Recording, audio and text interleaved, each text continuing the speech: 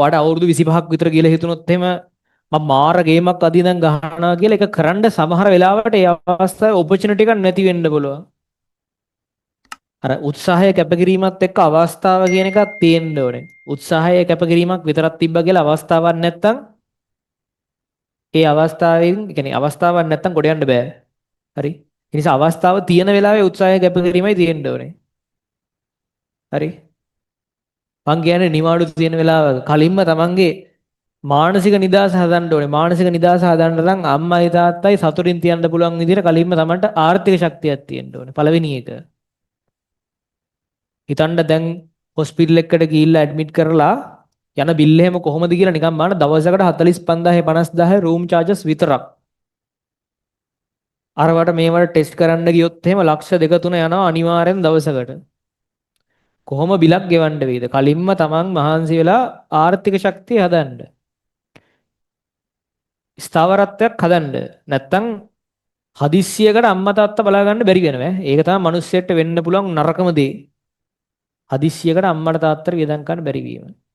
අර මට තියෙන සල්ලි වියදම් කරලා තියෙන විදි වලින් මන්නම් වැඩියෙන්ම සතුටු වෙන විදිය තමයි අම්මට තාත්තට සලකන්න සල්ලි වියදම් කිරීම. තව එක එක ඒවා කරන්න පුළුවන් සල්ලි වලින් වාහන ගන්න පුළුවන්. අර අම්මලා තාත්තලා වියදම් කරන සල්ලි මාර සතුටුයි. හරි. ඒ හින්දා මේ එහෙමයි කියලා අපේ අම්මලා තාත්තලා එහෙම ලොකුවට වියදම් කරන්නේ නැහැ. නමුත් ඒගොල්ලොන්ට ඒ කියන්නේ මම සල්ලි හොයන්න පටන් ගත්තට පස්සේ ඒගොල්ලන්ට මං රස්සා වලින් අයින් වෙන්න කියලා ඒගොල්ලන්ගේ ආර්ථිකය ශක්තිමත්ව පවත්වා ගැනීම සඳහා මටත් ස්වාධීනව. ඒ කියන්නේ මෙහෙමනේ.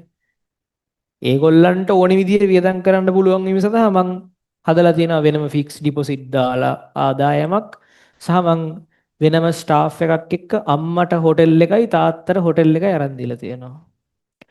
එතකොට මේ හොටෙල් එකේ සම්පූර්ණ ඉන්කම් එක අම්මගේ හොටෙල් එකේ ඉන්කම් එක අම්මට තාත්තගේ හොටෙල් එකේ ඉන්කම් එක තාත්තට. එයාලට කැමති විදිහට ඒක වියදම් කරන්න පුළුවන්. ඒනට එයාලා ඒක වියදම් කරන්නේ නැහැ ඉතින් මන් දන්නේ නැහැ ඉතින් එයාලා කැමැත්ත.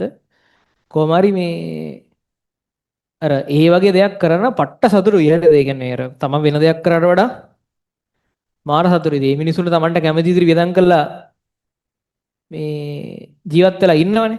වියදම් කරන එක නොකරන එක එයාලගේ වැඩක්. වෙදින් අර එහෙම කාලයක් ඒගොල්ලන්ගේ ජීවිතවල තිබිලා නැහැනේ. මං ඊයේ දැක්කා මගේ යාළුවෙක් මොරටුව කැම්පස් එකේ යාළුවෙක් එයාගේ අම්මයි තාත්තයි කවදාවත් රට ගිහිල්ලා නැල්ලු. දැන් ඌ මට මතක විදියට software ඒ කියන්නේ CSE කරේ. ද මෙකැනිකල් ද මන්දා. කොහොම හරි ඌගේ සැලරි දැන් ඌට හම්බෙන්න දැන් ඌ වැඩ කරන්න පටන් අරගෙන හම්බෙච්ච සැලරි වලින් අම්මයි තාත්තයි සිංගප්පූර් ට්‍රිප් එකක් එක්කන් ගිහිල්ලා තිබ්බා. හරි. Facebook පෝස්ට් එකක් දාලා තිබ්බ. ඒකට අර කවදාවත් අම්මයි තාත්තා රට ගිහිල්ලා නැහැ. සිංගප්පූර් ගිහිල්ලා ගිහිල්ලා විතරක් බෑනේ. ගිහිල්ලා ඒ අදාළ වියදම් ටික කරලා නැවතිලා බඩු ගන්න දේවල් අරන් දීලා මාර දේවල් ඉතින් අර පට්ට සතුරුයි.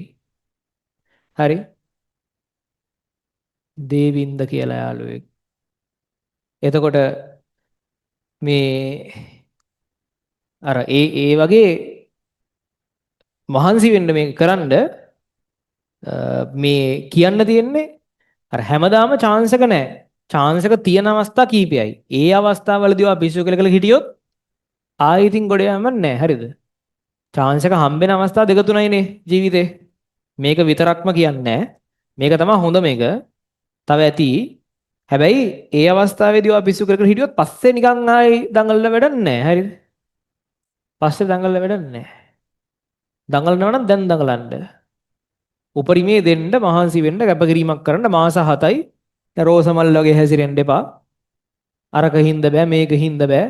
ඔය නෙගටිවිටි අයින් කරලා දාලා ගේමක් ගහන්න. හරි. දැන් ගහන්න නැති ගේම් පස්සේ ගහන්න බෑ. ඒ නිසා දැන් මහන්සි වෙන්න. 100%ක් කැපකිරීමක් කරන්න මේකට. හරි. මේ මොකද දැන් ඔයක මහ ලොකු දෙයක් නැහැ. මේ සබ්ජෙක්ට් වල ලකුණු ගන්න එක මාර ගේමක් නෙමෙයි. එකම දේ ලොජිකල් ඒ කියන්නේ මැත්ස් තියෙන සබ්ජෙක්ට්ස් ටික වලට පුළුවන් වෙන්න නම් ෆිසික්ස් මැත්ස් වගේ ඒවා පුළුවන් වෙන්න නම් නැත්නම් කෙමිස්ට්‍රි වල ෆිසිකල් පාර්ට් එක පුළුවන් වෙන්න නම් ඔයා චුට්ටක් ඒකත් එක්ක ඉන්න ඕනේ. වැඩ කරන්න ඕනේ. ගණන් හදන්න ඕනේ. තනියෙන් හදන්න ඕනේ. ගණන් හදනවා බලන් හිටියට වැඩක් නැහැ. ගණන් හදන වීඩියෝස් බලලා වැඩක් නැහැ. ඔයා තනියෙන් හදන්න ඕනේ. හදනකොට හැදෙන්නේ නැහනේ. හැදෙන්නේ නැත්තම් උත්තර බල බල හදන්න ඕනේ. ඕක කොහොම හරි කරන්න. පොඩ්ඩක් හිතට ගන්න වැඩේ. හරි. හිතන්න ගන්න මේකට. බොරුවට නිකන් නාස්ති වෙන්න එපා අපරාධේ. හරි. සමහර ළමයි ඒ කියන්නේ පට්ට අපරාධි මේ කාලේ ඒක කියන්න තේරෙන්නේ නැහැ. ඉතින් මේ chance මිස් වුණාම පස්සේ ඉතින් අර සමහර එවුන් ඉන්න අවුරුදු 3-4 ගිහින් පස්සේ A level කරන්න එනවා. දැන් සමහරට දැන් ඔන්ලයින් එකෙත් ඇති. මොකද මේකෙදි මේ chance එක ගන්න නැහැ. මොකක් හරි කරනවා. කරලා ඊට පස්සේ ගොඩ යන්න පාරක් හොයාගෙන ජොබ් කරන්න පටන් ගන්නවා. මොකක් හරි කෝස් කරන්න පටන් ගන්නවා. ජොබ් කරන්න පටන් ගන්නවා. අවුරුදු 2-3ක් යනකොට තමයි තේරෙන්නේ ආයෙසරයක් හොඳම ඔප්ෂන් එක මේක කියලා. ආයිත් එනවා A level කරන්න. දැන් ගිය පාර එහෙම එකක් හිටියේ අවුරුදු 4කට පස්සේ 2020 ෆස්ට් ෂයි 2024 සෙකන්ඩ් ෂයි. අවුරුදු 4ක් ජොබ් කරලා කරන්න තියෙන හැම එකක්ම කරලා හරියන්නේ නැහැ. ඊට පස්සේ 24 ඇවිල්ලා ෆුල් කට්ටක් කාලා A level කරලා පොළොන්නරුවේ දිස්ත්‍රික්කෙන් 4 වෙනියා. මෙඩිසින් සිලෙක්ට් වුණා. YouTube එකේ වීඩියෝ එකක් තියෙනවා කතා කරපු එක. දැන් රාගම් මෙඩිකල් ෆැකල්ටි ඉන්නේ. හරි. 2024 A level එකේ. අර අරවා මේවා කරලා පස්සේ ආයිත් මෙතෙන්ටම කරගෙනවා. සමහරව ඉතින් එහෙම කරගෙන්නේ නැහැ. මොකද ආයිත් මෙතෙන්ට කරගෙන්නත් ගැම්මක් තියෙන්න ඕනේ ඔළුවේ. එහෙම අවුරුදු 4කට පස්සේ ඇවිල්ලා කරන්නත් නිකම් බෑ. ලොකු ගැම්මක් තියෙන්න ඕනේ. අර දැන් ඔයාලට chance එක තියෙන වෙලාවේ chance එක ගන්න. පිස්සු කර කර ඉන්න එපා. වැඩ කරන්න. හැබැයි ඉතින් ඔය බොරුවට නිකන් මෙහෙම කිව්වට පස්සේ අද නම් ගිහින් වැඩ කරනවා කියලා හිතනවා. තින්නම් වැඩේ කියලා හිතනවා. රෑට රෑ වෙනකොට තව තව ඕක හිතෙනවා. හරියන්නේ නැහැ මේ පාර නම් ගේමක් ගහනවා ජීවිතේ වෙනස් කරනවා කියලා උදේට ආයෙත් ඕනේ නැහැ කියලා හිතෙනවා. හරි. සමහර විට ඉතින් ඒ ගොඩාක් දේවල් තියෙනවා. ඉතින් සෝෂල් මීඩියා ඇඩික්ෂන් එක වැඩි වීම ඕවට හේතු. හරි. ගොඩක් කාරණා තියෙනවා. ඉතින් ඒවත් මෙතන කියන්න වෙලාවක් නැහැ. කොහොම හරි හැම පැත්තෙම කන්ට්‍රෝල් කරගෙන වැඩ කරන්න උත්සාහ කරන්න. ફોකස් තියාගන්න බලන්න. සෝෂල් මීඩියා ටික කාලයකට අයින් කරලම දාන්න උත්සාහ කරන්න. ඒකෙන් ගොඩක් ප්‍රශ්න විසඳෙනවා ටික කාලයකට. ඊට පස්සේ තමන් පිළිවෙලක් වුණාට පස්සේ ආයෙත් පොඩ්ඩක් තමන්ට ඕන සෝෂල් මීඩියා පාවිච්චි කරන්න ඕන පාවිච්චි කරන්න පුළුවන්. නැත්තම් ඔය දැන් තියෙන සෝෂල් මීඩියා වල වැඩේ යන විදිහත් එක්ක ඉතින් තමන් හැම වෙලාවෙම ඩිස්ට්‍රැක්ට් වෙන එක විතරයි වෙන්නේ වැඩෙන්. නිකන් ඩිස්ට්‍රැක්ට් වෙන එක විතරයි. විනාඩි 10කට ෆෝන් එක අරගෙන පැය 4ක් විතර අඩුම ගානේ තියන් ඉන්නවනේ ඒක. උඩට පල්ලෙහාට යන ගම. ඒවා ඉතින් සෝෂල් මීඩියා වල සාමාන්‍ය ලක්ෂණ. හරි. පොඩ්ඩක් හිතන්න. ඊට පස්සේ ඔය හිතලා වැඩ කරන්න පටන් ගත්තට හරියන්නේ නැහැ. ලියන්න පේපර් ලියන්න පටන් ගත්තත් එහෙම ලකුණු වෙන්නෙත් නැහැ. මාසයක් දෙකක් අකණ්ඩ වැඩ කරන්න ඕනේ. වැරදි කෙල වෙලා අර වැඩේ අල්ලන් ඉන්න ඕනේ මාසයක් දෙකක්. ඊට පස්සේ හරියන්න පටන් ගන්නේ. හරියන්න පටන් ගන්න ටික දවසක් යනවා. හරිද? වැඩ කරන්න පටන් ගත්ත ගමන් හරියන්නේත් නැහැ. ඒ හින්දා දැම්ම පටන් ගන්න. ඒතර ඔයාලට තව මාසයක් එකමාරක් යද්දි හරියනවා. ඊට පස්සේ දිගටම හදන ගණන් හරියනවා. ලියන පේපර් වල ලකුණු තියෙනවා. ඒ තැනට එන්න නම් මේ ටිකේ කට්ට කාලා වැඩ කරන්න ඕනේ. මුල් ටිකේ වරදිනවා. ඒක සාමාන්‍යයි.